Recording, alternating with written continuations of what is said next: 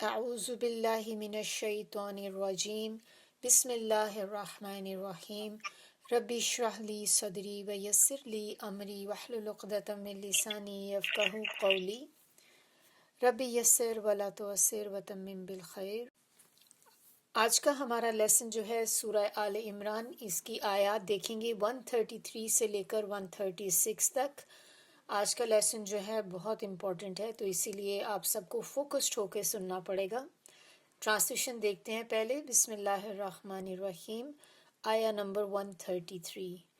واہ اور ساریعو، ساریعو صورت سے ہے دوڑنا، تو اس سے ہے دوڑو تم، الہ طرف، مغفراتن بخشش کی، من سے، ربکم رب اپنے کی، وجنتن اور جنت کی، اردھا عرض جس کا، عرض جو ہوتا ہے یہ وڈتھ کو کہتے ہیں، تو عرض جس کا، السماوات آسمان، والارض اور زمین، اعدت اعدت تیار کی گئی، للمتقین لیے متقیوں کے، ڈرنے والوں کے یا پرہیزگاروں کے۔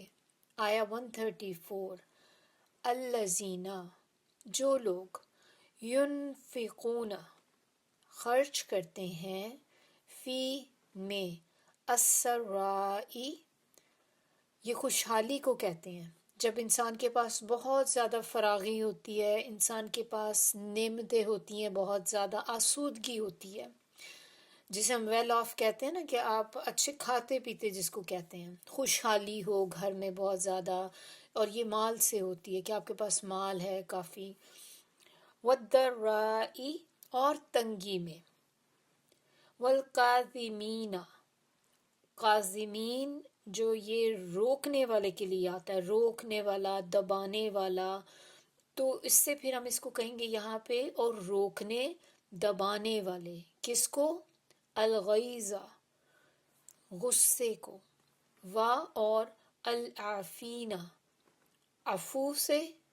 عفو کس کو کہتے ہیں، معاف کر دینا، درگزر کرنا، تو یہاں پر ہم کہیں گے درگزر کرنے والے، ان سے، الناسی لوگوں، واللہ اور اللہ، یحب دوست رکھتا ہے، المحسنین احسان کرنے والوں کو، احسان کرنے والوں کو۔ آیا نمبر 135۔ اور الذین جو لوگ، اذا جب، فعلوا کریں، فاحشۃً کھلا گناہ، او یا ظلموا ظلم کریں، انفسہم اپنے نفسوں سے، ذکروا یاد کرتے ہیں، اللہ کو، فاستغفروا پھر بخشش مانگتے ہیں، لذنوبہم اپنے گناہوں کی، ومن اور کون، یغفر بخشتا ہے، الذنوب گناہوں کو، الا مگر، اللہ،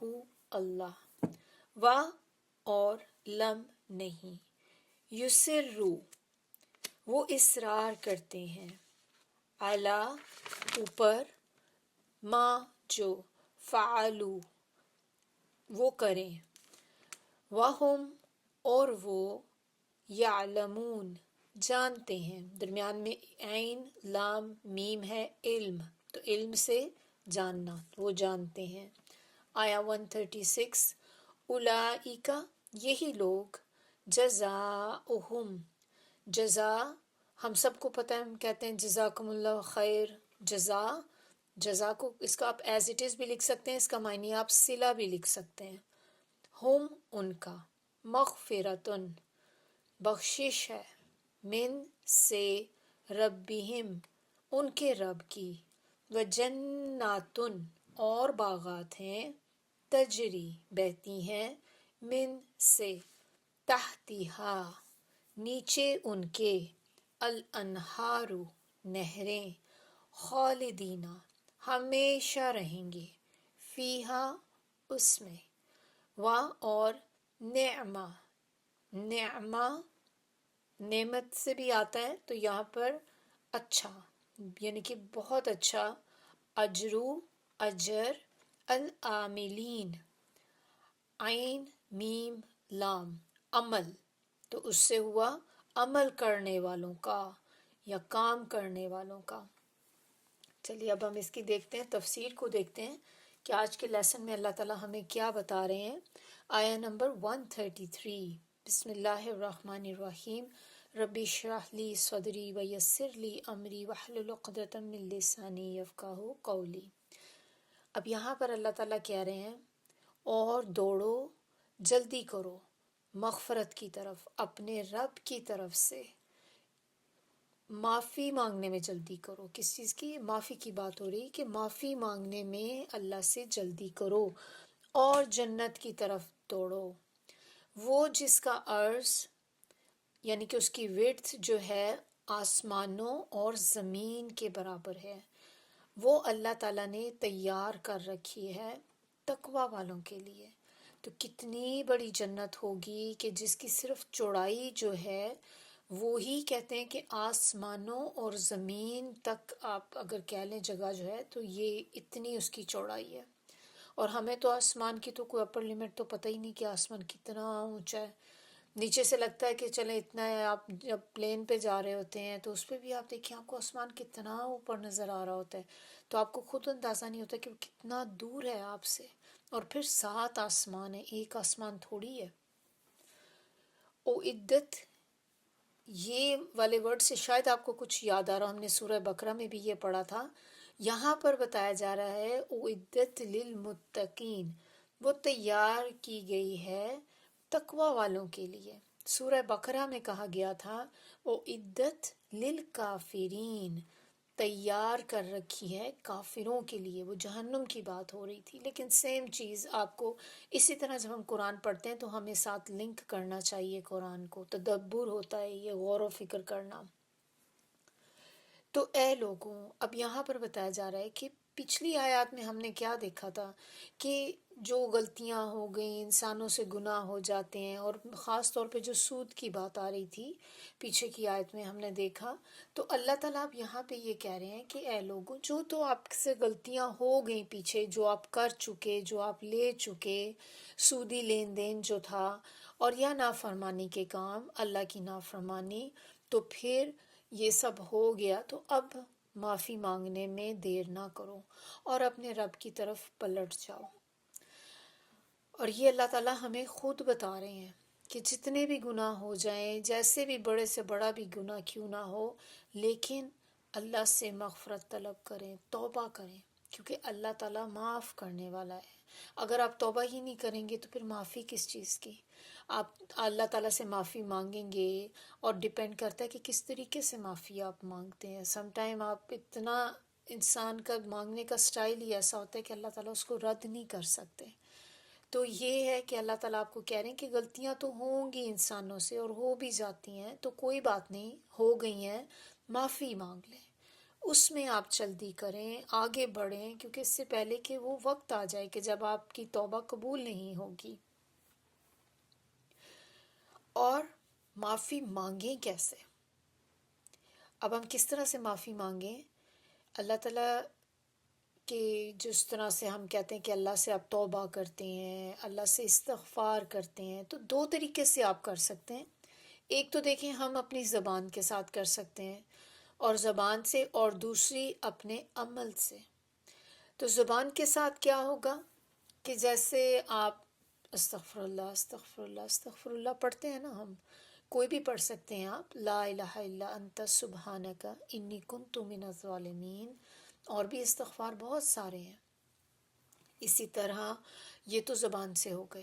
اب آپ کے عمل سے کیا ہو گئے؟ تو جب آپ عمل سے آپ ایسے کام کریں کہ جو معافی کا ذریعہ بنے، جس سے اللہ تعالیٰ ہماری معافی، ہماری توبہ کو قبول کر لے۔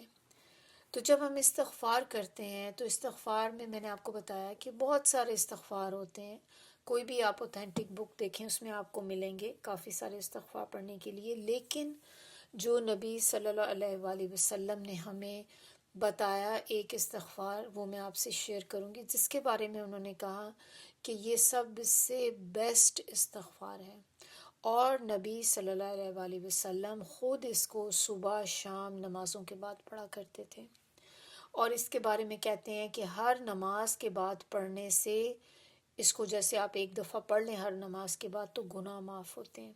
اگر آپ ہر نماز کے بعد نہیں پڑھ سکتے تو کم از کم صبح شام کے اذکار میں آپ اس کو ضرور پڑھیں۔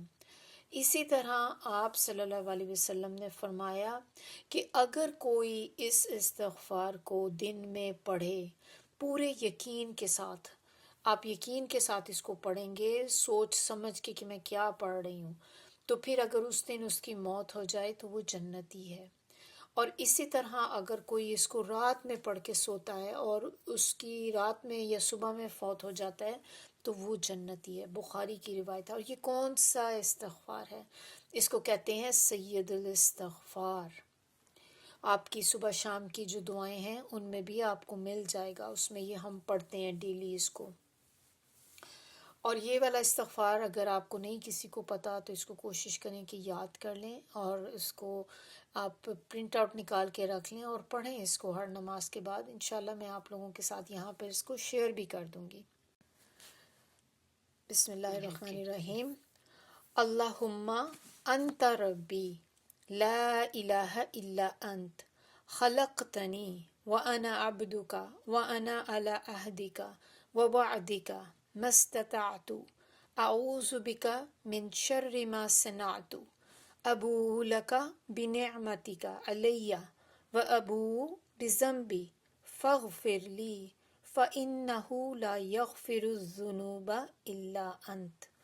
اور اس کے کیا معنی ہے کہ اے اللہ تو میرا رب ہے، تیرے سوا کوئی معبود نہیں، تو نے مجھے پیدا کیا ہے اور میں تیرا بندہ ہوں، میں اپنی استطاعت کے مطابق تجھ سے کیے ہوئے عہد اور وعدے پر قائم ہوں، ان بری چیزوں سے جو میں نے کی ہیں تیری پناہ مانگتا ہوں، مجھ پہ تیری جو نعمتیں ہیں ان کا اعتراف کرتا ہوں، اپنے گناہ کا اعتراف کرتا ہوں، میری مغفرت فرما کہ تیرے سوا کوئی گناہ معاف نہیں کرتا۔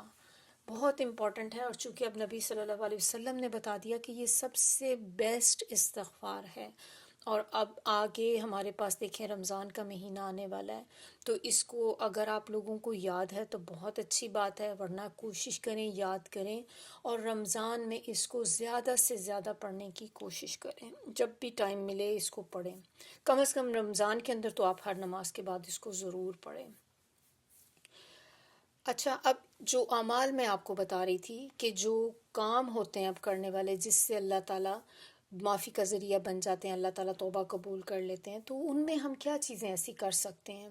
سب سے پہلے تو آپ یہ دیکھیں کہ ہم جو 5 نمازیں پڑھتے ہیں یہ گناہوں کو صاف کرنے والی ہیں۔ جو انسان گناہ کرتا ہے تو یہ وہ گناہ ہوتے ہیں بیسیکلی جو آپ کے صغیرہ گناہ ہیں، چھوٹے گناہ جو ہوتے ہیں۔ جو بڑے گناہ ہوتے ہیں کبیرہ گناہ جن کو کہتے ہیں، ان کے لیے تو آپ کو اللہ سے معافی توبہ کرنی پڑتی ہے، یعنی کہ منہ سے آپ کو کہنا پڑتا ہے۔ لیکن یہ جو چیزیں میں ابھی آپ کو کام بتا رہی ہوں، یہ جب آپ کرتے ہیں تو اس سے آپ کے چھوٹے چھوٹے گناہ تو اللہ تعالیٰ معاف کر دیتے ہیں، اور اس میں آپ ایک نماز کے بعد جب دوسری نماز کا ویٹ کر رہے ہوتے ہیں تو اس کے درمیان ایک نماز سے دوسری نماز کے اندر کا جو ٹائم ہوتا ہے اس میں بھی آپ کے گناہ جھڑ رہے ہوتے ہیں۔ پھر اسی طرح دیکھیں جب ہم وضو کرتے ہیں تو وضو کرتے ہوئے بھی ہمارے جو گناہ جھڑتے ہیں۔ پھر ایک جمعے سے لے کے دوسرے جمعے تک جب ہم جو ٹائم ہوتا ہے درمیان کا اس میں بھی انسان کے گناہ جھڑتے ہیں، گناہ معاف ہوتے ہیں۔ پھر اسی طرح ایک رمضان سے دوسرے رمضان تک کے درمیان جو ٹائم ہوتا ہے، پھر آپ دیکھیں کہ اگر آپ عمرے پر جاتے ہیں تو ایک عمرے سے جب آپ نیکسٹ عمرہ جب کرتے ہیں تو ان دونوں کے درمیان جو آپ نے گناہ کیے ہوتے ہیں اللہ تعالیٰ وہ گناہ بھی معاف کر دیتے ہیں، سبحان اللہ۔ پھر اسی طرح آپ دیکھیں کہ حج عمرے پہ جانا، وہاں پر جانا ہی جو ہے یہی انسان کے گناہوں کو معاف کر دیتا ہے اگر آپ نے اچھے طریقے سے پراپرلی اس کو کیا۔ تو جیسے حج کا بھی آپ کو پتہ ہوگا کہ جب حج انسان کرتا ہے تقوی کے ساتھ، پوری اس کی کنڈیشنز کے ساتھ، اور اسی طرح عمرہ بھی، تو جب آپ کرتے ہیں تو آپ واپس آتے ہیں تو گناہوں سے پاک ہوئے ہوتے ہیں۔ تو یہ کچھ چیزیں ہیں جو ہم کر کے اپنے گناہوں کو ساتھ ساتھ ان کی کلینزنگ کر سکتے ہیں۔ اور پھر تھرڈ چیز کیا ہوگی کہ آپ اللہ سے معافی جو مانگنی، ہم نے کہا کیسے مانگیں، ایک چیز آپ نے کہ استغفار کریں، دوسرا آپ ایسے کام کریں، اور تیسری چیز اس گناہ کو چھوڑ دیں جو گناہ آپ کرتے ہیں۔ آپ کو پتہ بھی ہے کہ ایک بیڈ ہیبٹ ہے میرے اندر، جیسے کچھ لوگوں کو ہوتا ہے بات بات پہ کوئی بیڈ ورڈ یوز کرتے ہیں، تو ہمارے ملک میں تو کافی کامن ہے لوگوں کا گالیاں دینا، ایک دوسرے کو بات چیت ہی گالی سے ہوتی ہے، کہ ان کا ایک آپ کہہ لیں کہ ان کے بول چال میں جب بھی بات کریں گے کوئی نہ کوئی گالی کی چیز بولیں گے۔ اٹ ڈزنٹ مین کہ وہ جان بوجھ کے کہہ رہے ہیں، کیونکہ ان کو اتنی ہیبٹ ہو چکی ہے اس کی کہ ان کو خود بھی احساس نہیں ہوتا کہ وہ ایک برا کام کر رہے ہیں۔ اور یا اسی طرح جیسے انسان کو جھوٹ بولنے کی عادت ہوتی ہے، مذاق میں جھوٹ بول دینا، ایگزیجریٹ کر دینا چیزوں کو، اور یا پھر جو آپ غیبت، کئی لوگوں کو یہ بھی ہیبٹ ہوتی ہے باتیں کرنا لوگوں کی، یہ ساری چیزیں چھوڑ دیں۔ تو اس گناہ کو چھوڑ دیں، جو گناہ آپ کو پتہ ہے میرے اندر ہیں، بیڈ ہیبٹس ہیں، ان کو آپ ختم کرنے کی کوشش کریں، تو اس سے بھی اللہ تعالیٰ انسان کی معافی کر دیتے ہیں۔ پھر ہمیں بتایا جا رہا ہے کہ نیک اعمال میں جلدی کرو، کیونکہ اللہ تعالیٰ نے تو یہاں جلدی نہیں کہا بلکہ دوڑنے کا کہا ہے، کہ مغفرت کی طرف دوڑو، اور کس کی طرف دوڑو؟ جنت کی طرف۔ تو نیک اعمال میں جلدی کرو، اس کے بارے میں ہمیں پتہ چلتا ہے کہ 7 چیزیں ایسی ہیں جن کی وجہ سے کہا گیا کہ 7 چیزوں کی وجہ سے نیک اعمال میں جلدی کرو۔ نمبر 1، افلاس۔ افلاس یعنی کہ مزری، پاورٹی۔ تو مفلس کون ہوتا ہے؟ مفلس وہ ہوتا ہے کہ جس کے پاس 2 وقت کا کھانا بھی میسر نہ ہو، یعنی کہ اتنا زیادہ اس کے حالات ٹائٹ ہوں کہ اس کے پاس کھانے پینے کو بھی کچھ نہیں ہے، وہ آسانی سے 1 وقت کا کھاتا ہے تو دوسرے وقت کا نہیں ہوتا۔ پھر افلاس، جو مفلس لوگ ہوتے ہیں، افلاس کے اندر اور کیا آ جاتا ہے کہ فراموش کر دینے والا، ایسی چیز جو انسان کو بھلا دے، سب کچھ بھلا دے، افلاس وہ چیز ہوتی ہے۔ اب اٹ میک سینس کہ آپ دیکھیں کہ جب انسان کے گھر میں ہی کچھ نہیں ہوتا تو اس کو کس چیز کی ہوش رہتی ہے، کون سی اس کی عبادات ہوں گی، کون سی نمازیں ہوں گی، پڑھے گا تو صحیح، لیکن اس کا سارا دن اسی دوڑ میں گزرے گا کہ میں کہاں سے جاؤں اپنے بچوں کو 2 وقت کی روٹی ہی میسر کر دوں، تو وہ تو اپنی اسی چکروں میں پڑا ہوا ہوتا ہے۔ تو اسی لیے اس کو کہتے ہیں افلاس کو، کہ یہ فراموش کر دینے والا ہے، کہ جس سے انسان سب کچھ بھول جاتا ہے، نماز روزہ سب چیزوں کو ایک طرف چھوڑ دیتا ہے، اور 2 وقت کی روٹی جو ہے بس اس کی اسٹرگل میں لگ جاتا ہے۔ سیکنڈ چیز اس کے اندر جو ہے مالداری، یعنی کہ ابنڈنس کسی چیز کی، بہت زیادہ مال آپ کے پاس آ گیا ہے، بہت پیسہ اللہ نے دے دیا، یہ بھی چیز جو انسان کو سرکش کر دیتی ہے۔ پھر بیماری، کہ اس سے پہلے کہ بیماری آ جائے آپ نیک اعمال میں جلدی کر لو، کیونکہ جب آپ دیکھیں، آپ اللہ کا شکر ہے کہ سب ہیلدی ہیں، ٹھیک ہے، جب تک آپ ٹھیک چل رہے ہوتے ہیں آپ انسان کبھی سوچتا بھی نہیں کہ اللہ کی کتنی بڑی نعمت ہے، اور جب انسان بستر پہ آ لگتا ہے تو پھر آپ کو پتہ چلتا ہے کہ چلنا پھرنا، باہر کے کام کرنا کتنی بڑی نعمت ہے اللہ تعالیٰ کی۔ پھر اسی طرح چوتھی چیز اس کے اندر کیا ہے؟ بڑھاپا، اولڈ ایج۔ نمبر 5، ڈیتھ۔ نمبر 6، دجال، فتنہ دجال جو ہے، تو دجال کے آنے سے پہلے نیک اعمال میں جلدی کرو۔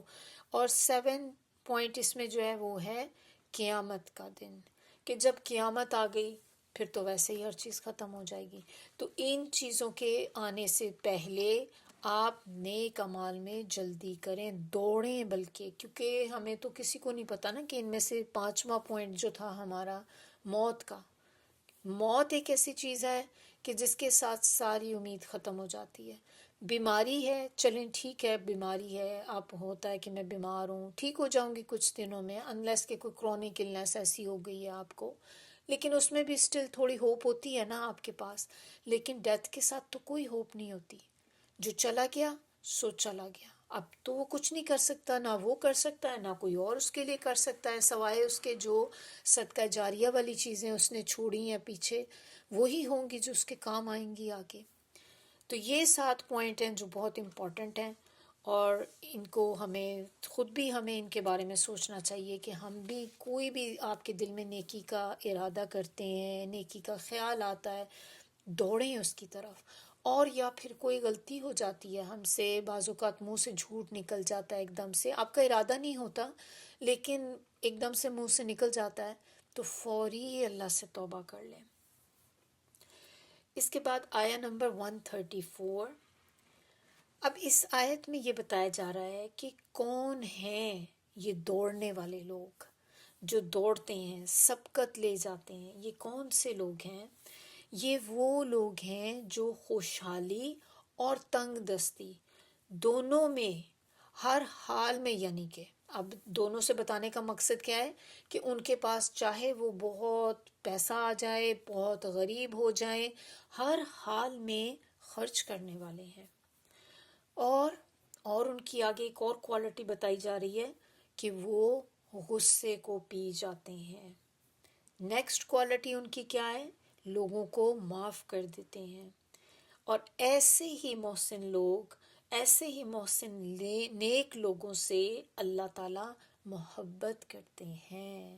تو اللہ تعالیٰ نے لاسٹ پارٹ میں کیا بتا دیا؟ ایک تو اللہ تعالیٰ نے یہ بتا دیا کہ یہ جو کوالٹیز ہمیں اللہ تعالیٰ نے بتائیں کہ یہ جن میں ہوں گی وہ محسن ہوں گے، اور ہم سب کا دل چاہتا ہے کہ ہم بھی محسن ہوں۔ اللہ تعالیٰ ہمیں بھی محسنین میں شامل کر دے، آمین ثم آمین۔ اور آگے اللہ تعالیٰ کیا کہہ رہے ہیں کہ اللہ محسنوں سے محبت کرتے ہیں۔ سبحان اللہ۔ تو یہ اب ہم نے اپنے اندر بھی یہ کوالٹیز لے کے آنی ہے۔ ایک تو یہ کہ خرچ کریں اللہ کی راہ میں جتنا کر سکتے ہیں، یہ نہیں کہ اپنے آپ کو خالی کر دیں بالکل ہی کہ آپ کو مانگنے کی نوبت آ جائے، لیکن یہ کہ ہر حال میں خرچ کرنا ہے۔ اور دوسری چیز غصے کو پی جاتے ہیں، تیسری چیز معاف کر دیتے ہیں۔ سرا جو اللہ تعالیٰ نے ورڈ یہاں پہ یوز کیا، یہ کہتے ہیں خوشی کی حالت کو، سرور، جب انسان مطمئن ہوتا ہے ہر چیز سے اور خوش ہوتا ہے کیونکہ اس کے پاس بہت زیادہ مال و دولت ہے، عیاشی کی زندگی ہے اس کی، تو وہ مسرت اور خوشی، یہ وہ خوشی ہوتی جو انسان کو پیسے کی وجہ سے ملتی ہے، مالدار ہونے کی وجہ سے حاصل ہوتی ہے، اور وہ اس خوشی کے موقع پہ بھی اللہ کی راہ میں خرچ کرتے ہیں۔ درائی، یہ کہتے ہیں اس کا اپوزٹ ہے، تو یہ کہتے ہیں تنگی کو، وہ تنگی جو مال کی وجہ سے پیدا ہوتی ہے۔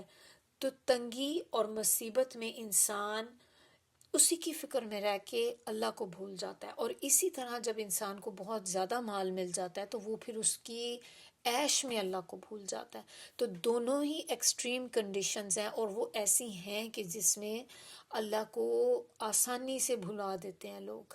تو اللہ تعالیٰ نے یہ بتایا کہ یہ والے جو کوالٹیز جن میں ہوں گی، جو محسن کے درجے کو پہنچیں گے، یہ لوگ کے اوپر کوئی بھی حالات آ جائیں، تنگی کے آ جائیں، آسودگی کے آ جائیں، آسائش کے آ جائیں، تو یہ اس میں بھی اللہ کی راہ میں خرچ کرتے ہیں۔ تو جنت میں جو لے جانے والے اعمال ہو گئے، تو ان میں سب سے پہلی چیز جو بتائی گئی ہے وہ کیا ہے؟ اللہ کی راہ میں خرچ کرنا۔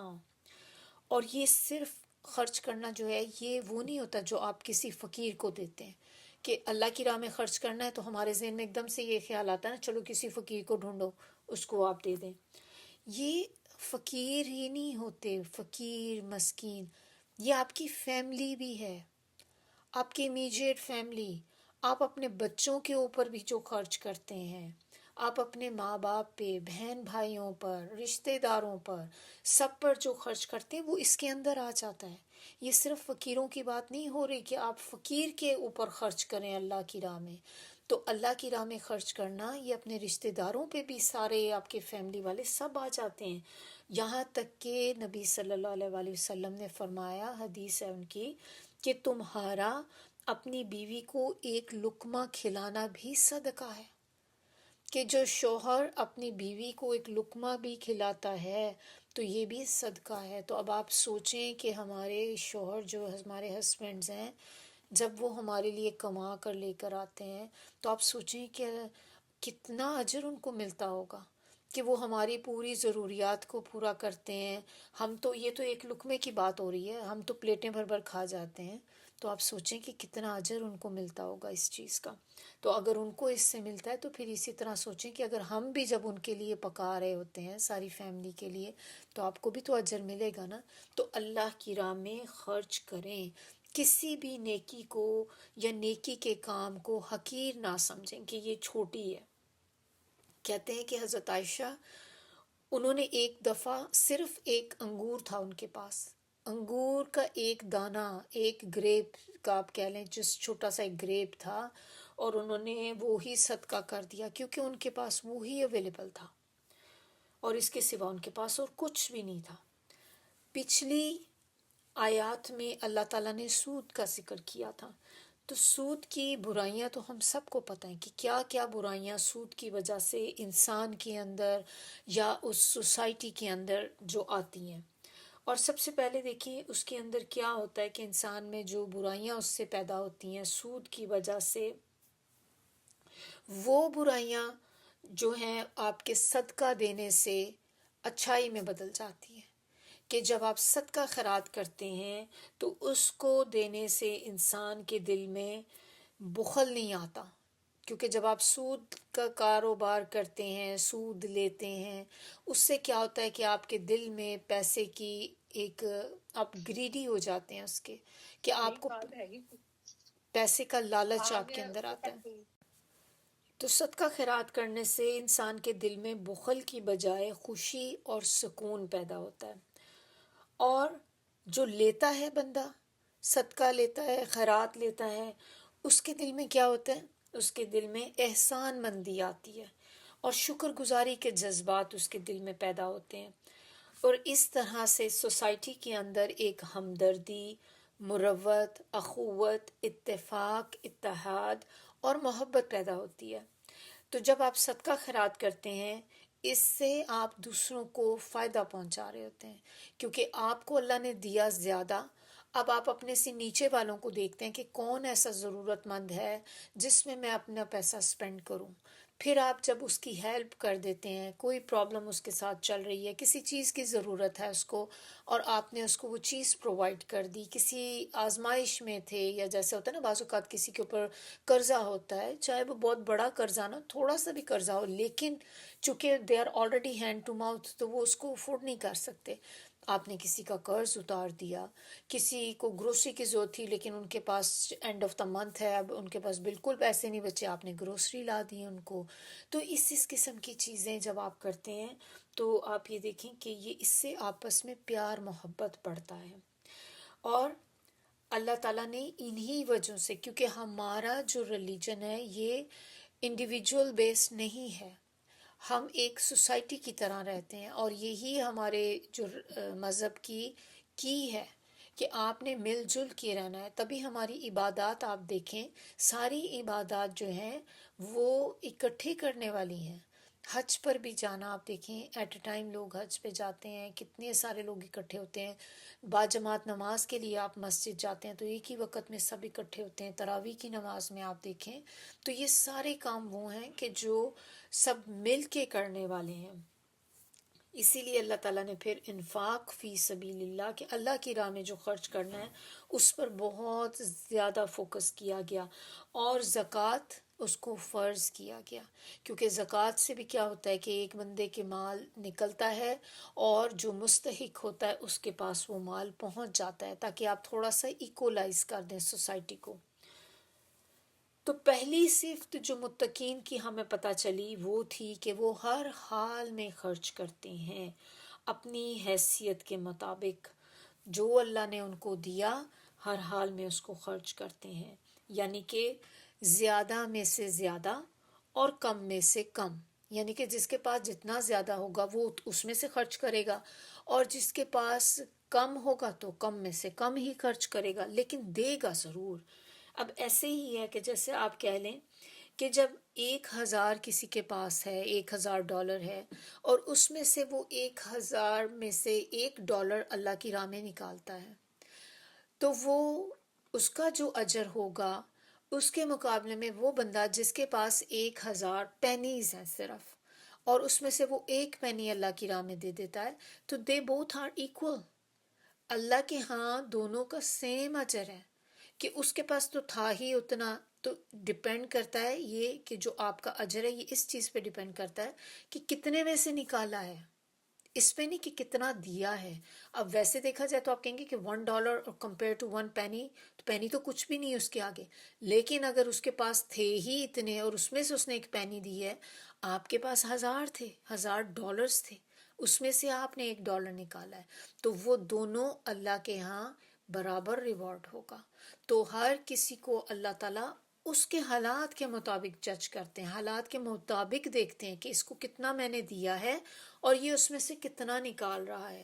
اور امام راضی نقل کرتے ہیں کہ ایک روز نبی صلی اللہ علیہ وآلہ وسلم نے لوگوں کو صدقہ دینے کی ترغیب کی، یعنی کہ ان کو انکریج کر رہے تھے صدقہ دینے کے بارے میں. تو جن لوگوں کے پاس سونا تھا، چاندی تھی، گولڈ اینڈ سلور جیسے یا کوئی بھی اور چیزیں تھی، انہوں نے وہ چیزیں صدقہ کر دیں. ایک شخص جو تھا وہ کھجور کے چھلکے لے کے آ گیا اور اس نے آ کے کہا کہ یا رسول اللہ، میرے پاس اس کے علاوہ اور کچھ بھی نہیں، تو میں یہ لے آیا ہوں. اب ایک اور شخص آیا، اس نے کہا کہ یا رسول اللہ، میرے پاس تو کوئی بھی چیز ایسی نہیں جو میں صدقہ کر سکوں، البتہ میں اپنی قوم میں عزت دار سمجھا جاتا ہوں، یعنی کہ میں رسپیکٹ فل ہوں، میری ایک عزت ہے اپنے سوسائٹی میں، جہاں پہ میں ہوں وہاں پر لوگ مجھے عزت دار کہتے ہیں، میں اپنی عزت کی خیرات کرتا ہوں. اور وہ کیسے ہوتی ہے؟ وہ اس طرح سے کہ آئندہ اگر کوئی مجھے کتنا ہی برا بھلا کیوں نہ کہے، کتنا قرض کرے مجھے، میرے ساتھ لڑنے کی کوشش کرے، تو میں اس سے کبھی ناراض نہیں ہوں گا.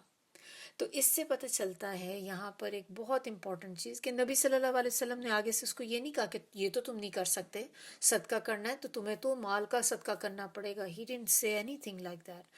تو یہاں پر پھر ہمیں اس سے پتہ چلتا ہے کہ یہ صدقہ صرف مال و دولت کا نہیں ہوتا، آپ کے پاس کوئی بھی چیز ہے آپ اس کو صدقہ کر سکتے ہیں. اور اسی طرح آپ اس میں اپنے پاس فرض کریں کچھ بھی نہیں ہے تو کچھ اور چیزیں اپنی دیکھیں، جیسے آپ کو اللہ نے علم دیا ہے، نالج دی ہے، آپ کے پاس ٹائم ہے، بچے آپ کے، ابھی آپ کی شادی ہوئی، بچے ہی نہیں ہیں ابھی آپ کے، یا آپ کے بچے بڑے ہو گئے ہیں، اپنے گھر والے ہو گئے ہیں، تو پھر آپ اب بھی فارغ ہیں. ماں باپ ہوتے ہیں اکثر، پھر بعد میں ان کو سمجھ نہیں آتی اب کریں کیا، ٹائم ہی ٹائم ہے. تو وقت ہے آپ کے پاس، تو آپ اپنا یہ وقت اللہ کی راہ میں لگا دیں، آپ اپنے علم کو لگائیں اللہ کی راہ میں. پھر اللہ تعالیٰ نے ہو سکتا ہے آپ کو کچھ سکلز دی ہوں ایسی، اگر آپ کو فیل ہوتا ہے کہ آپ کی اس طرح کا سٹائل ہے بات کرنے کا، یا کچھ لوگوں کی ایک عادت ایسی ہوتی ہے کہ وہ جب بھی کسی سے بات کرتے ہیں تو لوگ ریلیکس ہو جاتے ہیں، تو اگر اللہ تعالیٰ نے آپ کو ایسا دیا ہے کچھ، تو پھر اس سے بھی آپ بہت سارے کام لے سکتے ہیں. کہ کتنے ہی لوگ ہیں باہر جو پریشان ہوتے ہیں، کسی آزمائش میں ہیں، آپ ان کے ساتھ بیٹھ کر اچھی اچھی باتیں کریں، ان کو ریلیکس کرنے کی کوشش کریں، یہ بھی بہت ریوارڈنگ چیز ہے. تو اس سے ہمیں جو سارا یہ پتہ چلا کہ یہ صرف مال و دولت تک لمیٹڈ نہیں ہے، آپ اس میں کوئی بھی چیز ہے جو اللہ کی راہ میں خرچ کر سکتے ہیں. اور اس کے بارے میں نبی صلی اللہ علیہ وسلم نے ایک اپنی حدیث میں بتایا کہ دوزخ کی آگ سے بچو، خواہ کھجور کا ایک ٹکڑا ہی صدقہ دے کے بچو. کہ آپ کے پاس کھجور کا ایک کھجور ہے نا، تو بس وہ بھی دے دیں اللہ کی راہ میں، کہ چلو یہ دے دوں. ورنہ ہم سوچتے ہیں کہ کھجور میں کیا صدقہ دوں کسی کو، میرے پاس تو کچھ پیسے ہوتے تو میں دیتی، کچھ اور بڑی چیز ہوتی دیتی. کھجور دیں. کہتے ہیں کہ اگر آپ کے پاس یہ بھی نہیں ہے، کچھ بھی نہیں ہے، تو کم از کم وہ صرف جو بکری کے پاؤں ہوتے ہیں، کھر، اس کے جس کو کھر کہتے ہیں، وہی دے دیں کسی کو. کچھ دیں، بس نکالیں، دیں اللہ کی راہ میں. سیکنڈ کوالٹی متقین کی، اور وہ کیا ہے کہ غصے کو پی جاتے ہیں. القاظمین الغیظ، غصے کو پینے والے. اور کیا ہوتا ہے غصے کو پینا؟ کیا غصہ چائے ہے، کافی ہے، گلاس میں ڈالی، مگ میں ڈالی، پی لی آپ نے. غصے میں چیختے چلاتے نہیں ہیں، آپے سے باہر نہیں ہو جاتے.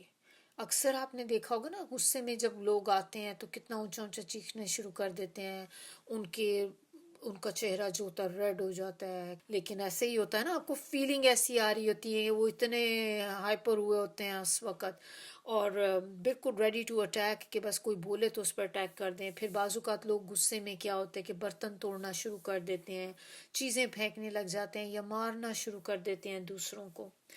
تو اسی طرح غصے کے نا 3 درجات ہوتے ہیں۔ ایک کو کہتے ہیں ادنا درجہ، یہ وہ ہوتا ہے کہ جو انسان کو غصہ آتا ہے لیکن ساتھ ہی چلا بھی جاتا ہے، اور یہ اچھا ہوتا ہے کیونکہ آپ کو غصہ آیا ساتھ ہی چلا گیا۔ سیکنڈ جو ہوتا ہے وہ ہوتا ہے اوسط درجے کا غصہ، اس میں یہ ہوتا ہے کہ غصہ آتا ہے انسان کو، تھوڑی دیر تک رہتا بھی ہے، اس میں انسان خود بھی ڈسٹرب ہوتا ہے، دوسرے کو بھی ڈسٹرب کرتا ہے، لیکن پھر چلا جاتا ہے۔ اور تھرڈ ہوتا ہے جس کو کہتے ہیں اعلیٰ درجے کا غصہ۔ اعلیٰ درجہ وہ اچھی سینس میں نہیں ہے، دس از ان بیڈ سینس، کہ وہ اتنا ٹاپ پہ وہ ہو جاتا ہے کہ جس میں انسان کو اتنا غصہ آئے کہ اس میں پھر وہ ایسی ایسی باتیں کر جائے کہ جن باتوں کے اوپر اس کو بعد میں ریگریٹ ہو، کہ بعد میں اس کو افسوس ہو، جب اس کو کوئی بتایا جائے کہ تم نے یہ بات کہی تھی تو وہ بندہ یقین بھی نہ کرے کہ یہ میں نے بولا تھا۔ تو غصے میں اتنا آؤٹ ہو جانا کہ پھر انسان زبان سے الٹ پلٹ چیزیں بولنی شروع کر دے۔ بعض اوقات دیکھیں ماں باپ بہت غصے میں آتے، بچوں کو کوئی بد دعا دے دیتے ہیں، وہ بد دعا بھی آپ کو پتہ ہے ماں باپ کی تو دعا بد دعا سب لگ جاتی۔ پھر اسی طرح بعض اوقات غصے میں ماں باپ بچوں کو آگ کر دیتے ہیں، تمہیں جائیداد میں سے حصہ نہیں ملے گا۔ اکثر پاکستان میں تو ٹی وی وغیرہ پہ دکھاتے ہوتے، ڈراموں میں دکھاتے ہیں، کتنی دکھا رہے ہوتے تھے اس طرح کی چیزیں، بچے کو آگ کر دیا جی، بچے نے کہنا نہیں مانا، بچے نے یہ کہہ دی، مرضی سے شادی کر لی، چلو بھی جائیداد سے حصہ نکال دیا اس کا۔ پھر اسی طرح غصے میں مرد جو ہیں عورتوں کو طلاق بھی دے دیتے ہیں، بول بیٹھتے ہیں، بعد میں پھر پچھتاتے ہیں یہ کیا کر لیا ہم نے۔ تو یہ ہے تیسری ٹائپ جو اعلیٰ درجے کا غصہ ہے، کہ جس میں انسان ایسی ایسی باتیں اپنی زبان سے نکال دے جو اس کی دنیا کو بھی اور اس کی آخرت کو بھی تباہ کر دیں۔ الکاظمین، اس کو تھوڑا سا دیکھتے ہیں، کاظمین کے معنی کیا ہوتا ہے۔ اس کا ایکچول معنی جو ہوتا ہے وہ ہوتا ہے سانس کا روکنا، خاموش ہو جانا، چپ سادھ لینا، اور غیظ کہتے ہیں غصے کو۔ تو غصے میں چپ ہو جاتے ہیں، غصے میں اپنا سانس روک لیتے ہیں، یعنی کہ بولتے نہیں ہیں آگے سے۔ اور غصہ ہمیں پتہ ہونا چاہیے کہ یہ شیطان کی طرف سے آتا ہے۔ نبی صلی اللہ علیہ وسلم نے فرمایا کہ یہ آگ کا ایک انگارہ ہے جو ابن آدم کے دل میں آ جاتا ہے، پھر جب اندر ابال آتا ہے تو وہ منہ کے راستے باہر آتا ہے۔ آپ دیکھیں کہ غصہ انسان کو کس پر آتا ہے؟ زیادہ تر جب انسان کو غصہ آتا ہے تو وہ ایسے لوگوں پہ آ رہا ہوتا ہے جو آپ سے نیچے ہوتے ہیں، آپ کے ڈیپینڈنٹ ہوتے ہیں۔ اور اسی میں کون آتا ہے؟ آپ کے بیوی بچے آتے ہیں، سب سے پہلے بچے آتے ہیں، بیچارے بچوں پہ سارا غصہ نکل جاتا ہے، بیوی پہ نکل جاتا ہے، یا پھر اگر آپ کے پاس جیسے کچھ کنٹریز میں لوگوں نے اپنے پاس میڈز رکھی ہوئی ہوتی ہیں، نوکر ہوتے ہیں، غصہ نوکروں پہ کتنا نکلتا ہے۔ غصہ ہمیشہ انسان کو کمزوروں پہ آتا ہے، اپنے سے نیچے والوں پہ آتا ہے، ایسے لوگوں پہ آتا ہے جن سے آپ انتقام لینے کی قدرت رکھتے ہیں، آپ ان سے انتقام لے بھی سکتے ہیں، تو آپ کو ان پہ بہت غصہ آتا ہے۔ ایسے وقت میں اپنے غصے کو برداشت کرنا بہت حوصلے کا کام ہے۔ آپ لوگوں نے خود بھی کبھی نوٹ کیا ہوگا کہ کبھی آپ کو بہت شدید غصہ آئے تو اپنے آپ کو، اگر آپ سے کوئی کہے کہ آپ روکیں، آپ نے بالکل آگے سے نہیں بولنا، تو انسان کو کتنا مشکل لگ رہا ہوتا ہے وہ۔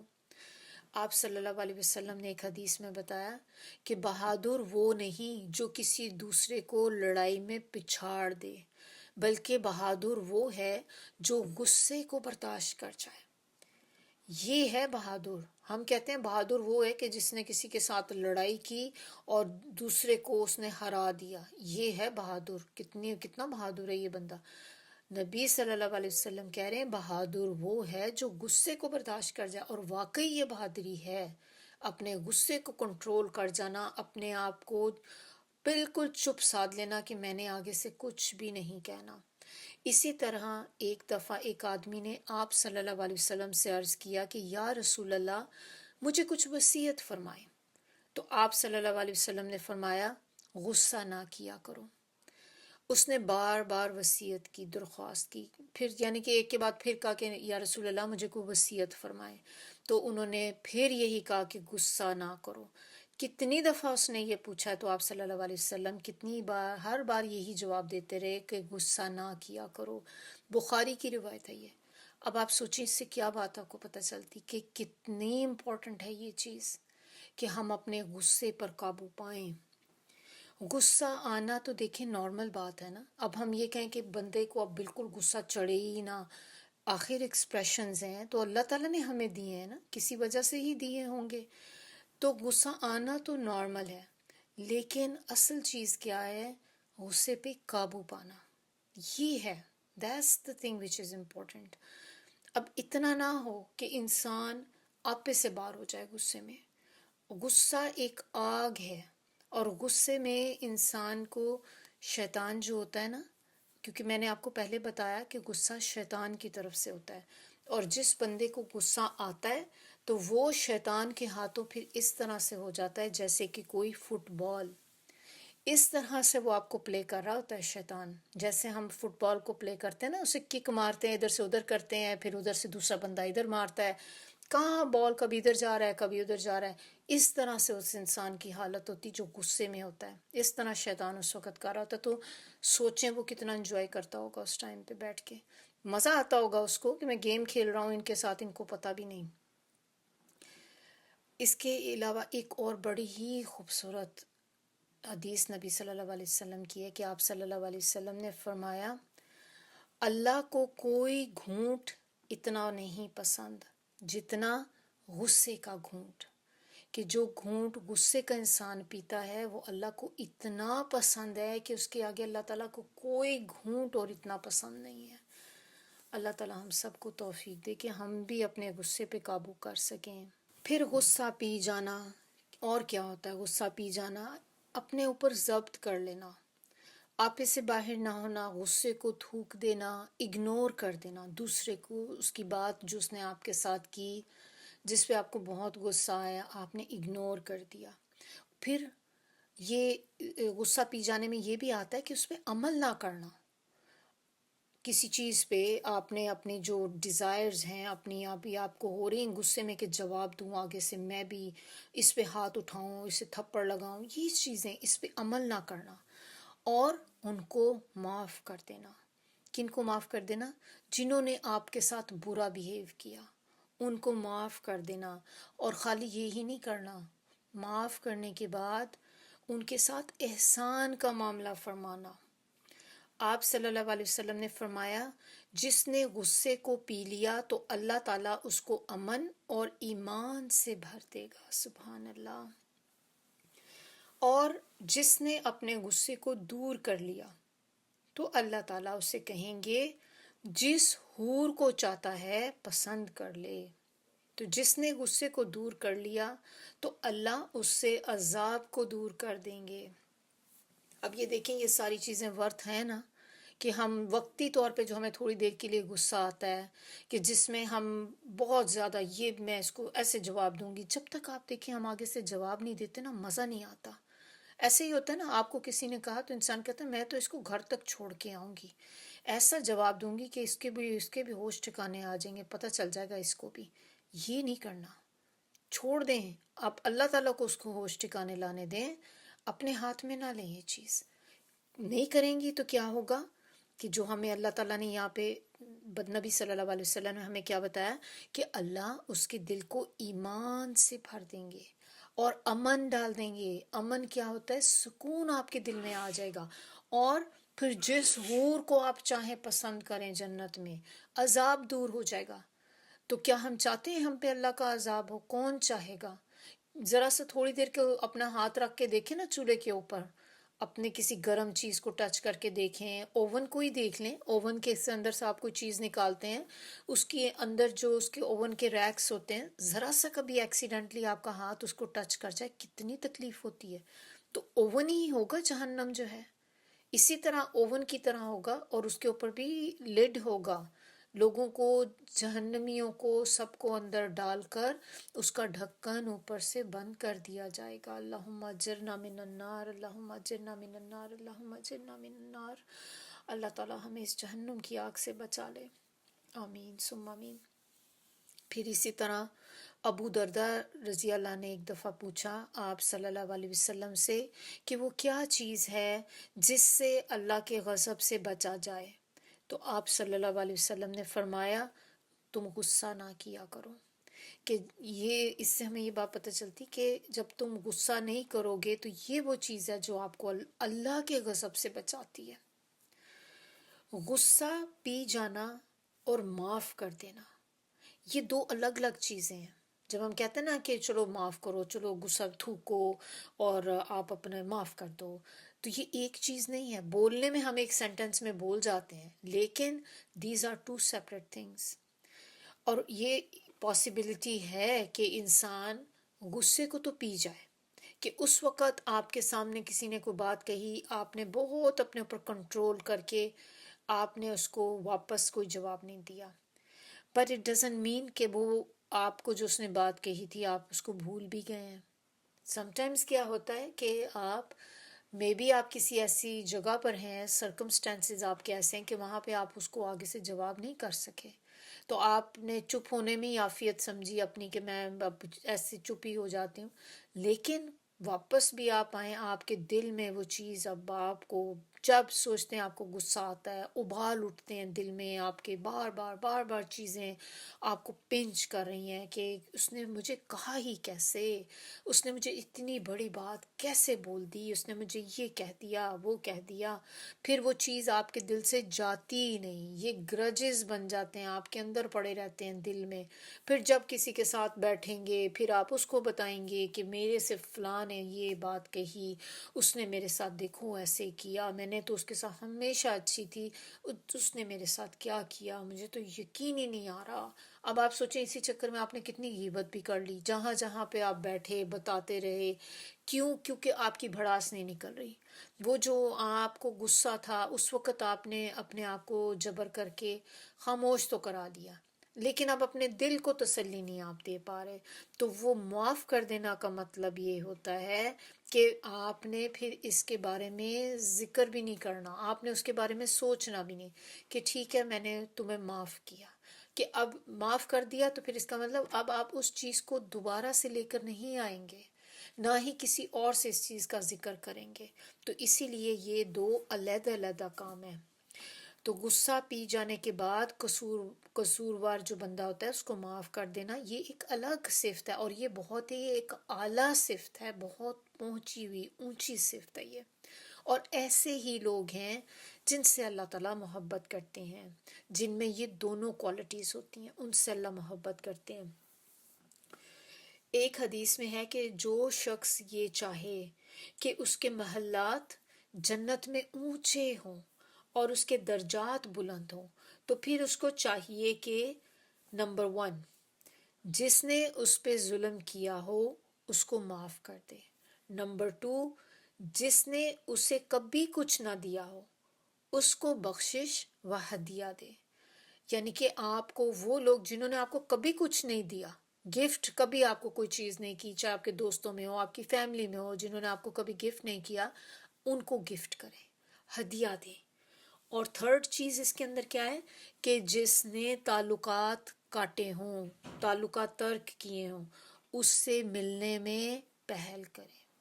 آپ کے خاص طور پہ ہماری فیملیز میں تو بہت لوگ ہوتے ہیں، پھر ہماری دوستوں میں کچھ ایسی ہوتی ہیں کہ جن سے ہماری کوئی انبن چل رہی ہوتی ہے، جس سے آپ کٹ آف ہو جاتے ہیں، لڑائی کی وجہ سے کوئی لڑائی ہو گئی، اب آپ کی آپس میں بات چیت بند ہے، آپ کے بہن بھائیوں میں بات چیت بند ہے، آپ کی فیملی میں کسی کے ساتھ ہے، تو ان کے ساتھ آگے ہو کر ملیں، کیونکہ اٹ از ویری ریوارڈنگ۔ اور یہاں پر ہمیں اس حدیث میں کیا پتہ چلا کہ جو یہ چاہتا ہے کہ اس کے جنت میں محلات ہوں، پیلسز ہوں جنت کے اندر اس کے، اور وہ بھی اونچے اونچے پیلسز، اور اس کے درجات بھی بلند ہوں اس بندے کے، تو پھر اس کو چاہیے کہ وہ یہ 3 چیزیں کرے۔ بہت مشکل تو نہیں ہے، دیکھیں گفٹ دینا کتنا مشکل کام ہے، بہت آسان کام ہے۔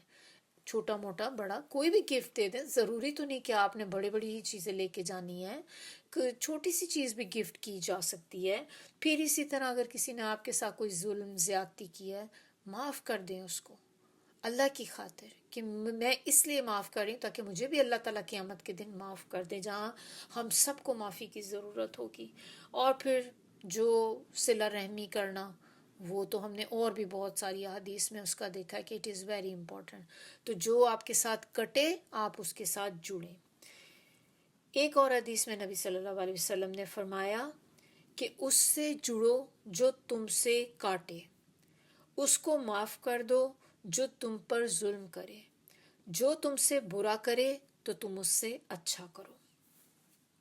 تو ایک امام ہیں، ان کو کہتے ہیں امام بہیقی، انہوں نے اپنی ایک تفسیر میں اس آیت کی جو تفسیر انہوں نے بیان کی، تو اس میں ایک واقعہ انہوں نے بڑا ہی خوبصورت واقعہ انہوں نے ایک بیان کیا۔ انہوں نے کہا، اور یہ کس کے بارے میں ہے کہ یہ حضرت حسین رضی اللہ کا واقعہ، کہ ایک دفعہ آپ کی ایک کنیز آپ کو وضو کرا رہی تھی کہ اچانک پانی کا برتن اس کے ہاتھ سے چھوٹ کر حضرت علی ابن حسین رضی اللہ کے اوپر گرا، تمام کپڑے بھیگ گئے۔ اب غصہ آنا تو ظاہر ہے نیچرل سی بات تھی کہ غصہ آنا تھا۔ اب کنیز کو خطرہ ہوا، ایک دم سے ڈر گئی نا کہ اب یہ نہ ہو کہ مجھے آگے سے کچھ برا کریں میرے ساتھ، تو وہ ڈر گئی اور اس نے اسی وقت یہ آیت پڑھی، والقاظمین الغیظ۔ عقل مند تھی ویسے کنیز جو تھی، تو یہ سنتے ہی ان کا غصہ ایک دم ٹھنڈا ہو گیا اور وہ بالکل خاموش ہو گئے۔ اس کے بعد کنیز نے آیت کا دوسرا جملہ فوراً کہا، اور اس نے کہا والعافین عن الناس، یہ والا کہہ دیا آگے سے۔ تو پھر انہوں نے آگے سے فرمایا کہ میں نے تمہیں دل سے بھی معاف کر دیا۔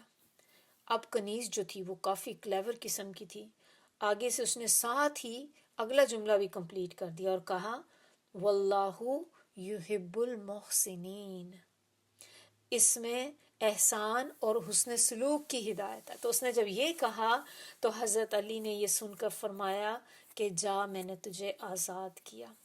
سبحان اللہ، میں جب یہ پڑھ رہی تھی نا تو میں سوچ رہی تھی کہ یہ ایک آیت تھی صرف، کہ ہم جب پڑھتے ہیں تو کیا یہ اس طرح سے ہمارے اوپر اثر کرتی ہیں؟ اب آپ دیکھیں کہ یہ واقعہ جو ہے، پانی گرا، بہت شدید، ظاہر انسان کو غصہ آتا ہے، ایک دم سے آپ کے سارے کپڑے خراب ہو گئے، لیکن جیسے ہی اس نے یہ آیت کا اتنا سا پورشن پڑھا ان کا غصہ بالکل ختم ہو گیا، کیونکہ یہ عمل تھا نا، اس آیت کے اوپر انہوں نے عمل کیا کہ اپنے غصے کو پی جاتے ہیں۔ پھر اس نے ساتھ ہی دوسرا بولا کہ وہ لوگوں کے ساتھ معاف کرنے والے ہیں۔ تو اب دیکھیں انہوں نے اسی وقت اس کو کہا کہ ٹھیک ہے میں نے تمہیں دل سے معاف کر دیا، اور وہ تھی اسے تھا کہ اب یہ تو اگلا بھی پورشن پڑھوں ساتھ ہی تو پھر یہ میرے پہ احسان بھی کر دیں گے، اور انہوں نے ساتھ ہی کیا احسان اس پہ کیا کہ اس کو اس کی غلامی سے ہی نجات دلا دی۔ تو اللہ تعالیٰ ہمیں بھی ایسی توفیق عطا کر دے کہ ہم قرآن پڑھیں تو ہم بھی ایک ایک آیت پر اس طرح عمل کرنے والے بن جائیں کہ آپ کے سامنے اگر وہ آیت کوٹ کی جائے نا تو آپ وہیں پہ میوٹ ہو جائیں کہ بس یہ میرے اللہ کا حکم ہے، اب میں کچھ نہیں اس کے آگے کر سکتی۔ ایسا ہونا چاہیے۔ تو اسی لیے میں آپ سے بہت زیادہ مجھے تھا کہ میں اس کو شیئر کروں، مجھے تو خیر بہت اچھی لگی تھی یہ والا جو واقعہ تھا۔ ایک واقعہ اور اس میں دیکھ لیتے ہیں، امام ابو حنیفہ کے بارے میں ہے۔ وہ کہتے ہیں کہ وہ ایک دفعہ وہ کسی بازار میں تھے، بھرا بازار، یعنی کہ فل آف پیپل۔ بازار میں تو آلویز ہی پتہ ہے آپ کو بہت زیادہ لوگ ہوتے ہیں، تو لوگوں کے سامنے کھڑے ہو کے اس نے جو امام ابو حنیفہ کو تو ابیوزو لینگویج یوز کرنی شروع کر دی ان کو۔ تو جو امام ابو حنیفہ تھے انہوں نے اپنے غصے کو کنٹرول کیا، ضبط کیا، اور اس کو کچھ بھی نہیں کہا، اور واپس گھر آئے تو ایک کپڑے کے اندر انہوں نے کافی سارے درہم اور دینار رکھ کر اس شخص کے گھر تشریف لے کے گئے جو ابھی تھوڑی دیر پہلے ان کو بازار میں ان کی انسلٹ کر رہا تھا، ابیوز کر رہا تھا ان کو، اور وہ لے جا کے دروازے پہ دستک دی۔ وہ شخص باہر آیا تو انہوں نے یہ اشرفیوں کا بھرا ہوا جو رومال تھا وہ اس کو پکڑایا، اس کو دیا، اور اس کو کہا کہ آج تم نے مجھ پہ بہت بڑا احسان کیا، تم نے اپنی نیکیاں مجھے دے دیں، میں اس احسان کا بدلہ کرنے کے لیے تمہیں یہ تحفہ پیش کر رہا ہوں۔ امام کے اس معاملے کا اس کے دل پہ اتنا اثر ہوا کہ آئندہ اس نے اپنی اس بری عادت سے ہمیشہ کے لیے پیچھے ہو گیا کہ میں اب آئندہ کبھی ایسا نہیں کروں گا۔ پھر اس نے نہ صرف یہ، اس نے آگے ہو کر ان سے معافی بھی مانگی اور آپ کی خدمت میں اور صحبت میں علم حاصل کرنے لگا، یہاں تک کہ وہ آپ کے شاگردوں میں ایک بہت بڑے عالم کی حیثیت سے ان کا جو ہے وہ پھر انٹروڈکشن کرایا جاتا ہے، یعنی کہ کافی فیمس ہو گئے پھر۔ تو اب یہ دیکھیں کہ کتنا مشکل ہوتا ہے کہ اتنے بھرے بازار میں اگر آپ کو کوئی بندہ اس طرح آپ کو ذلیل کرے اور آپ اس کے لیے گفٹ لے کے جائیں۔ لیکن جو آگے سے بات انہوں نے کہی وہ دیکھیں آپ کیسی ہے، کہ انہوں نے کہا کہ تم نے تو میرے پہ احسان کیا ہے کہ تم نے اپنی نیکیاں مجھے دے دی ہیں۔ اس وقت سوچیں اس بندے کی کیا حالت ہوئی ہوگی کہ جب آپ سے یہ کوئی کہے کہ میں تو صرف، تم نے بہت اچھا کیا، تم نے میری غیبت کی، تم نے فلاں سے میری بات کی، تم نے اپنی نیکیاں مجھے دے دی ہیں۔ تو آپ دیکھیں کہ پھر انسان کو آتا ہے کہ وہ کیا کر بیٹھا ہے اس چیز میں۔ آیا نمبر 135۔ اب ایسے محسن لوگ جن کو ہم نے پچھلی آیت میں دیکھا کہ اللہ تعالیٰ جن سے کہتے ہیں نا کہ میں محسنوں سے محبت کرتا ہوں، اب یہی لوگ جب ان سے کوئی بے حیائی کا کام ہو جاتا ہے یا وہ اپنی جانوں پہ کوئی ظلم کر بیٹھتے ہیں تو پھر کیا کرتے ہیں؟ آگے اب اس آیت میں 135 میں بتایا جا رہا ہے ان کا ایٹیٹیوڈ آگے سے کیا ہوتا ہے، کہ اگر کبھی وہ گناہ کر بیٹھیں، غلطی کر بیٹھیں، تو وہ فوراً اللہ تعالیٰ کو یاد کرتے ہیں، اپنے گناہوں کی معافی مانگتے ہیں، اور اللہ کے سوا کون ہے جو گناہ معاف کر سکتا ہے، اور پھر وہ اپنے کیے پر اصرار نہیں کرتے اور وہ جانتے ہیں۔ فاحشہ کا ورڈ یہاں پہ یوز کیا گیا ہے۔ فاحشہ ہوتا ہے جیسے کہ برائی کے کام، جیسے کہ زنا، غیبت، کبیرہ گناہ کوئی بھی جو ہوتے ہیں، جھوٹ بولنا، شراب نوشی کرنا، پھر اسی طرح آپ دیکھیں گندی چیزوں کو دیکھنا۔ کچھ لوگ ہوتے ہیں نا، گندے پوسٹرز ہوتے ہیں، گندے میگزینز ہوتے ہیں، وہ دیکھنا، پھر پورن، گندی چیزیں ویب سائٹس پہ دیکھنا، آن لائن چیزیں چیک کرنا، میوزک بھی آ جاتا ہے اس میں، میوزک سننا۔ اور فاحشہ ایسے گناہ کو کہتے ہیں جس کا اثر دوسروں تک جائے، خالی آپ تک ہی نہیں ہوتا، دوسروں پہ بھی اثر ہوتا ہے اس کا۔ اور اس میں اور کون سی، جیسے بے حیائی کو دیکھنا، سننا بھی آ جاتا ہے، بے حیائی بری چیزوں کو سننا اور کرنا تو ڈیفینیٹلی ظاہر سی بات ہے کہ ہے ہی، لیکن ان کو سننا بھی، ان کو دیکھنا بھی، یہ ساری چیزیں فاحشہ کے اندر آ جاتی ہیں۔ اب اس سے ایک بہت امپورٹنٹ چیز ہمیں پتہ چلتی ہے کہ جو محسن ہوتے ہیں یہ ایسے نہیں ہے کہ محسن ہے یہ اس لیے محسن ہے کیونکہ یہ بالکل دودھ کے دھلے ہیں، یہ کوئی غلطی نہیں کر سکتے، کوئی گناہ نہیں کر سکتے۔ یہاں پر ہمیں کیا پتہ چلا اس آیت سے کہ جو محسن ہوتے ہیں ان سے بھی غلطیاں ہو سکتی ہیں، وہ بھی گناہ کر سکتے ہیں۔ تو یہ کیونکہ انسان ہے، ظاہر سلپ ہو جاتا ہے انسان، تو لیکن فرق کس چیز کا ہے پھر، کہ وہ جب غلطی یا گناہ کر بیٹھتے ہیں تو فوراً ان کو اس کا احساس ہو جاتا ہے اور پھر اللہ کے آگے گر پڑتے ہیں اور توبہ کرتے ہیں، اور پھر اس کے بعد وہ اس پر اصرار نہیں کرتے۔ اصرار کرنا کیا ہوتا ہے؟ یعنی کہ آپ اس کو ریپیٹ کریں، ایک گناہ آپ سے غلطی سے ہو گیا تو اب آپ پھر اس کو دوبارہ پھر کریں، بار بار کرتے جائیں گناہ، معافیاں بھی مانگتے جائیں، پھر کرتے جائیں، یہ نہیں ہے پھر۔ ایسے لوگ جو محسن ہوتے ہیں وہ اصرار نہیں کرتے گناہوں پر، وہ ایک دفعہ غلطی ہو گئی دوبارہ کے لیے توبہ کر لیتے ہیں کہ اللہ تعالیٰ میں آئندہ کبھی نہیں کروں گی، اللہ مجھے معاف کر دے، میں دوبارہ یہ چیز نہیں کروں گی۔ تو ایسے لوگ ہیں جن کو اللہ تعالیٰ کہتے ہیں کہ یہ محسن ہے۔ تو اب ہم کم از کم تھوڑا سا یہ ایک ہمیں پتہ چلا کہ یہ نہیں ایسی بات کہ ان سے غلطیاں نہیں ہوتی، گناہ نہیں ہوتے، تو ہر ایک سے ہو سکتے ہیں۔ تو ہمیں اس ساتھ سے کیا سیکھنا ہے کہ کبھی بھی ہم سے بھی کوئی غلطی ہو جائے، کوئی جھوٹ نکل جائے منہ سے، کوئی غیبت ہو جائے کسی کی، تو فوراً اللہ کے آگے جھک جائیں، اللہ کے آگے توبہ کر لیں، معافی مانگ لیں اللہ تعالیٰ سے، اللہ تعالیٰ مجھ سے بہت بڑی غلطی ہو گئی، میں کرنا نہیں چاہ رہی تھی لیکن اللہ تعالیٰ میرے منہ سے نکل گیا، اللہ مجھے معاف فرما دے۔ ایک حدیث ہے، اس میں آپ صلی اللہ علیہ وسلم نے فرمایا کہ ابلیس نے کہا اے میرے رب، مجھے تیری عزت کی قسم، میں بنی آدم کو آخری دم تک بہکاتا رہوں گا۔ تو اللہ تعالیٰ نے آگے سے فرمایا کہ مجھے بھی میری عزت اور جلال کی قسم، جب تک وہ مجھ سے بخشش مانگتے رہیں گے میں انہیں بخشتا رہوں گا۔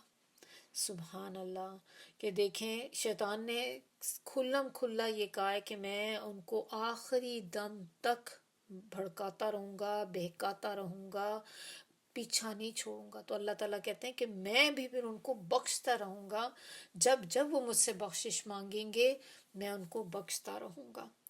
اور اسی طرح ایک اور حدیث ابن ماجہ کی ہے، اس میں بتایا گیا ہے کہ سب بنی آدم جو ہیں وہ گناہ گار ہیں، خطا کار ہیں، اور بہترین گناہ گار وہ ہے جو توبہ کرنے والے ہیں۔ تو گناہ کرنا اتنا برا نہیں ہے، چلیں گناہ ہو جاتا ہے، لیکن اس کے آگے توبہ کرنا جو ہے نا یہ بہت بڑے اجر کی بات ہے، اور اللہ تعالیٰ کو بہت پسند ہے ایسے لوگ جو توبہ کرتے ہیں، اللہ کے آگے جھک جاتے ہیں۔ تو توبہ کرنے والے اللہ کے محبوب بندے ہیں۔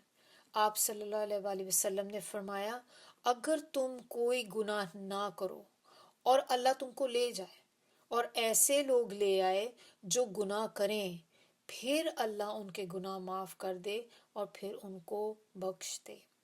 اب استغفار جو ہوتا ہے وہ کرنا، اللہ سے توبہ کرنا، معافی مانگنا، زبان سے آپ کر سکتے ہیں، زبان سے پڑھنا، پھر اسی طرح سوری کہنا، وہ بھی اسی میں ہی آ جاتا ہے، سوری کہہ دیا، کسی سے آپ نے کیا ہے تو آپ نے اس کے ساتھ کر دیا۔ تو عملی کیا ہوتا ہے استغفار؟ عملی استغفار آپ کیسے کر سکتے ہیں؟ نفل پڑھ لیں، آپ توبہ کے نفل پڑھ لیں، پراپر وضو کریں، 2 نفل پڑھیں اور اللہ سے دعا کریں کہ اللہ تعالیٰ مجھ سے یہ گناہ ہو گیا، اللہ میرا گناہ کو معاف فرما دے۔ کیونکہ آپ صلی اللہ علیہ وسلم نے فرمایا کہ جو شخص مجھ جیسا وضو کرے پھر 2 رکعت نماز ادا کرے جس میں اپنے دل سے باتیں نہ کرے، یعنی کہ اس کے دل میں ادھر ادھر کی خیالات نہ آئے، پھر پورا فوکسڈ ہو کر توجہ کے ساتھ وہ 2 نفل پڑھے تو اللہ تعالیٰ اس کے تمام گناہ معاف کر دیتے ہیں۔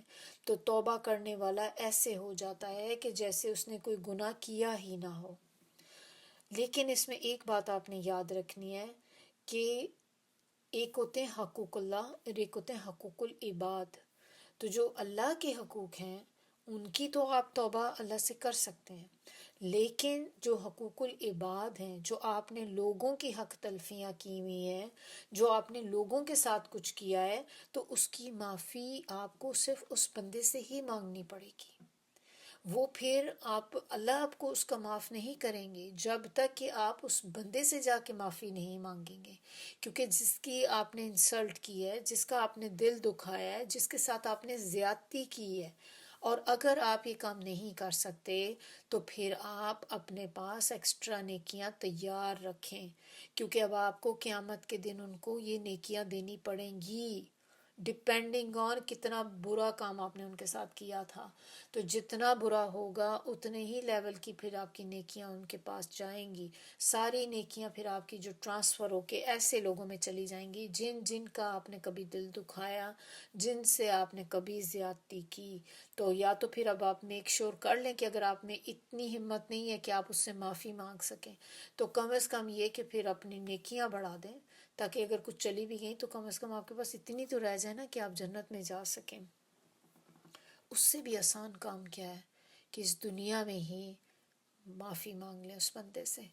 اب ضروری نہیں ہے، اب دیکھیں یہ بھی تھوڑا سا ایک ہوتا ہے کہ سم ٹائم آپ ان کو، اگر اس کو نہیں پتہ تھی یہ بات لیکن آپ اس کو جا کے بتا دیں تو اس سے کیا ہوتا ہے کہ وہ آپ کے تعلقات خراب ہو جائیں گے اور زیادہ بگڑ جائیں گے۔ تو اس میں پھر تھوڑی سی حکمت سے آپ کام لیں کہ آپ اس سے معافی مانگیں، لیکن پھر اب آپ اس کو ظاہرہ پورا سینیریو تو نہیں اب بتانے لگیں گی دیکھو میں نے فلاں وقت پہ تمہاری فلاں بندی کے ساتھ بیٹھ کر غیبت کی تھی، میں نے غیبت میں یہ کہا تھا، اب ڈیفینیٹلی آپ یہ تو نہیں بتائیں گے نا، لیکن آپ پھر اس سے معافی مانگ سکتے ہیں کہ آپ کے ساتھ کبھی بھی میں نے جو بھی کچھ برا کیا ہے، یہ جو بھی کسی بھی طرح میں نے آپ کو ہرٹ کیا ہے، آپ کی فیلنگز کو ہرٹ کیا ہے، تو آپ مجھے معاف فرما دیں اس کے لیے، کیونکہ یہاں پر معافی مانگنا بہت بہتر ہے، بہت ایزی ہے اس سے کہ جو قیامت کے دن انسان جس حال میں ہوگا کہ وہاں پر جب جہنم سامنے نظر آ رہی ہوگی اور پھر کوئی بندہ وہاں پہ معاف نہیں کر سکتا، یہ لین دین سارا وہاں پہ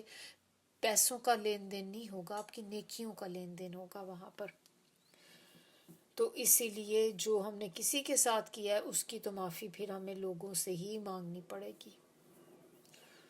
اب آپ یہ دیکھیں کہ یہ والی مشکل بھی ہوتی ہے نا چیز بہت زیادہ، کہ جس کو آپ انسلٹ کر رہے تھے لوگوں میں بیٹھ کر، اب اس کے پاس جا کر آپ اسی کے آگے معافی مانگیں، انسان کی ایگو جو ہے اس کو ایکسیپٹ نہیں کرتی۔ اور یہ ایگو ہی ہے نا ہماری، کہ جس کی وجہ سے کہتے ہیں کہ اس کی تو میں بھی وہاں بیٹھی اتنی باتیں کر رہی تھی اور اب میں اس کے سامنے کھڑی ہو کے کہوں مجھے معاف کر دو، یہ کیسے ہو سکتا ہے، یہ تو نہیں میں کر سکتی۔ تو پھر اگر آپ ایسے، اور دوسرا آپ ایک دیکھیں کہ کیا بات ہو کہ اس میں آپ ایک طرح سے اب اس کے محتاج ہو گئے، کیونکہ اب آپ کو اگر اپنی آخرت کی فکر ہے تو ہی وہ بندہ کرے گا نا جس کو آخرت کی فکر ہوگی، جسے آخرت کا احساس ہی نہیں ہے تو وہ تو کبھی بھی نہیں آگے بڑھ کے معافی مانگے گا۔ تو اگر آپ چاہتے ہیں نا کہ اللہ تعالیٰ آپ کو قیامت کی شرمندگیوں سے بچائے، آگے کی شرمندگیوں سے، تو پھر یہ کرنا ہوگا ہمیں۔ آیا نمبر 136۔ اب اس آیت میں اللہ تعالیٰ کہہ رہے ہیں کہ ایسے لوگوں کی جزا ان کے رب کے ہاں یہ ہے کہ وہ انہیں معاف کر دے گا اور ان کو ایسے باغات میں داخل کرے گا جن کے نیچے نہریں بہہ رہی ہیں، اور وہ خالی یہیں پہ بس نہیں ہوگا، وہ اس میں ہمیشہ رہیں گے۔ یہ عمل کرنے والوں کا کیسا اچھا بدلہ ہے، سبحان اللہ، کیسا بدلہ ہے عمل کرنے والوں کا۔ اللہ تعالیٰ ہمیں بھی شامل کر دے اس میں۔ اللہم انا اسألک الجنۃ الفردوس، اللہم انا اسألک الجنۃ الفردوس، اللہم انا اسألک الجنۃ الفردوس۔ سبحانک اللہم و بحمدک، نشہد ان لا الہ الا انت، نستغفرک و نتوب الیک۔ سبحان ربک رب العزۃ عما یصفون وسلام علی المرسلین والحمد للہ رب العالمین۔ ربنا تقبل منا انک انت السمیع العلیم وتب علینا انک انت التواب الرحیم۔